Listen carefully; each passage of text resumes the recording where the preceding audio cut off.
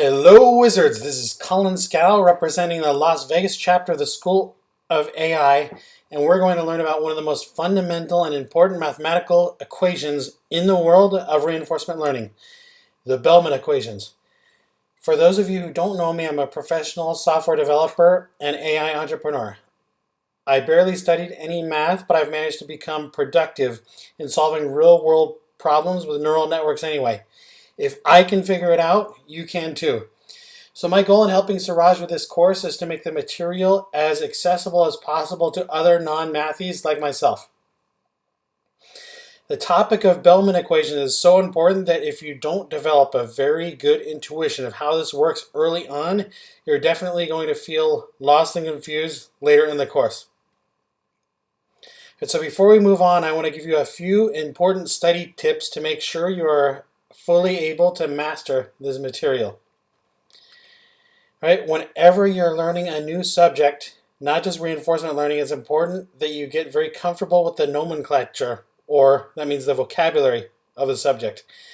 Whenever a new term or concept is introduced, pause to make sure you fully comprehend it. Research other sources, draw diagrams, turn equations into computer codes. Do whatever it takes so that when you hear the word, you instantly understand what it means without having to think. If you go past terminology you don't fully understand, you won't learn much. Studying to fully comprehend and be able to apply what you learn in the real world takes patience and discipline. So this is how I'm able to learn advanced topics quite quickly, even with no previous experience. Right, so before we get into the Bellman equations, I want to quickly review the terminology you'll need to understand. All right, so state is a numeric representation of what our agent observes in the game world at a particular point in time. And so this is often raw pixels on the screen. All right, action, the input we provide to the gaming environment calculated by applying a policy to the current state. So this basically is a combination of control buttons being pressed at any given time, or say analog input from a joystick. Right? Reward, a feedback signal from the environment reflecting how well the agent is performing at the goals of the game, such as coins collected, enemies killed, points for reaching checkpoints in the level, etc. All right, so to review, what is it that we're trying to accomplish in reinforcement learning? Our goal is, given the current state we are in, choose the optimal action which will maximize the long-term expected reward provided by the environment. So now with a solid understanding of the basics, it should be fairly simple to understand the Bellman equation. In fact, the roots of reinforcement learning actually go all the way back to the work of Dr. Richard Bellman in 1954. Right? Dr. Bellman is also known as the father of dynamic programming. Right? And the Bellman equations are actually examples of dynamic programming. Right? So even though we're going to cover this in a lot more detail in the next unit, it's important that you have a 50,000-foot overview of what dynamic programming is. And so it's a class of algorithms which seek to simplify complex problems by breaking them into smaller subproblems and solving the subproblems recursively. And by recursively, that means a function that calls itself over and over again until it comes up with the right solution. All right, so what question exactly does the Bellman equation help us answer? What are we solving for? All right, so given the state I'm in, assuming that I take the best possible action now and continue to do so at each subsequent step, what long-term reward can I expect? All right, another way to put this is, what is the value of the state? And value is a key word that the Bellman equation is solving for. Obviously, not all states are of equal value. If I'm low on health, out of ammo, and surrounded by superior enemies, even taking the best action may not dig me out of the hole. On the other hand, For any of you who have played Quake, if I've got a lightning gun, quad damage, and mega health, we can expect a very high value for the state, assuming that I choose the optimum actions. All right, so why is this important? When our AI is deciding on optimal policy, we want it making decisions based on the best it can do given the state it's in.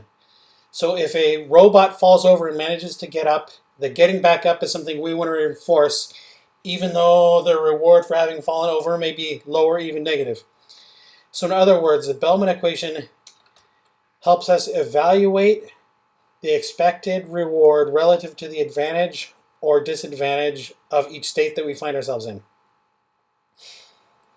All right, so now let's look at what the most basic Bellman equation looks like. Right, and this is for deterministic environments.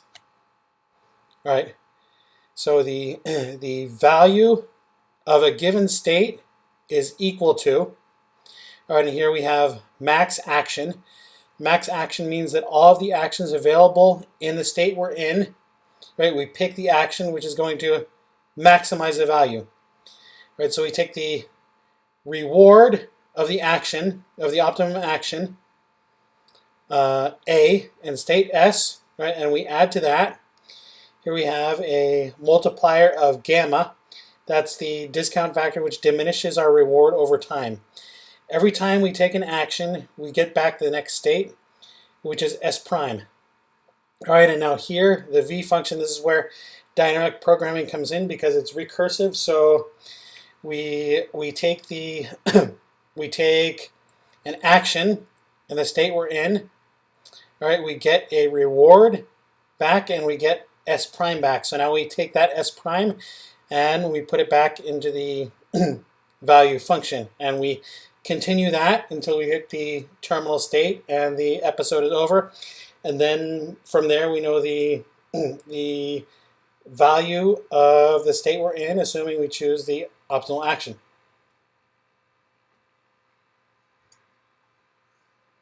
And so the catch is that at each step we have to know what the optimal action is, which will maximize the value of the expected long-term discount rewards. In the days before the deep learning revolution, this was traditionally done by trying out all possible actions in a gigantic search tree. So a good example is when Deep Blue beat Kasparov in 1997. But brute force can quickly get out of hand and isn't very practical for complex tasks like playing video games from raw pixels. That's where the deep neural networks come to the rescue. Instead of brute forcing every possible action, every possible state, the network can simply estimate the value of the state and intelligently guess which action will maximize it. You'll learn a lot more about that later.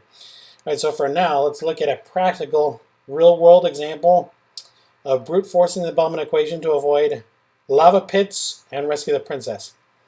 All right, so to start out with, we're going to use the simplest possible scenario and assume our actions are completely deterministic. That is, if we're here at the starting point and we choose move up as our action, 100% of the time we'll end up in the state that was right above where we started. All right, so this is our starting square here, right? And our goal is to come over here. If we rescue the princess here, we get a reward of 1. And if we unfortunately end up here and fall in the lava pit, we get a reward of -1, or I guess it's better called a punishment. Since our moves are deterministic, though, we'd have to be pretty stupid to end up there, so it's unlikely that any decent agent would fall into that trap. All right, so now I'm going to show you why the discount factor gamma is so important. So let's say gamma is 1, essentially means there's no discounting whatsoever. Right? We have the problem with sparse rewards because here our only reward is here. We have a punishment here. Every other square is 0. Right? So with no discount, you can sort of see all the states end up with equal values of 1. So you can basically see how we basically end up wandering around aimlessly until we accidentally stumble into the goal. Right? So a little bit about gamma. Gamma is one of those hyperparameters that's super important to tune to get optimal results. Right? So successful values are usually between 0.9 and 0.99. A lower value tends to encourage short-term thinking, while a higher value emphasizes long-term rewards. All right, so now let's go through a practical application of the Bellman equation with a discount factor less than 1. All right, generally, in reinforcement learning, we'll play through an entire episode storing our state, action, reward, and S prime transitions in a list. Then we work backwards, starting from the end. We add the reward obtained from the current action and add the calculated value of the next step multiplied by the discount factor. All right, watch exactly how this works. We're going to use a discount factor of 0.9. All right, so since our equation is assuming we're taking the ideal action, and usually it's best to work backward from the end of the episode. So we're in this square here, it's right next to the goal. The optimum action is to go right into the goal, which will give us a reward of 1. So we take our reward of 1 plus discount factor 0.9, and then we multiply it by the value of the next state, which since this is a terminal state, there is no value, so that's 0. So the value of this square is 1. All right, now let's work backwards from there. All right, so now here we take our reward is 0 because going into this state, the reward is 0. The only reward and punishments are here. Everything else is 0. So 0 plus 0.9 plus the value of this square is 1, which gives us a value of 0.9. So basically we just continue working backward, multiplying the discount factor by the previous value. And we get to the starting square. Right, and we notice there are actually 2 possible paths with equal values. All right, so what kind of policy? Once we calculate the value, then basically the policy would be we're going to take the action that's going to bring us into the state with the highest value. So it's easy to see we have a very easy to see path here, or we could follow around this path. Right, now keep in mind the equation assumes that we're choosing the optimal action in each state. So we haven't yet learned how to figure that out. So throughout this course, you're going to learn various techniques to estimate the optimal action given imperfect information. The Bellman equation is the basic premise that everything else builds on. So watch this video as many times as you need until you fully understand. But you may also want to research other videos and papers on the subjects to give you a more deeper understanding. Investing time in understanding the basic concepts of reinforcement learning is well worth it, because when we get to the more advanced stuff, it means that you're not going to have any trouble. And so in this simple example, we've assumed that taking action from state S will always have the same outcome. All right, next we're going to look at what happens when we introduce some randomness. All right, what happens if we get Mario nice and happy? So he randomly stumbles 20% of the time when we issue a command. All right, I'll see you back here soon where we'll expand on the Bellman equation even further to handle this.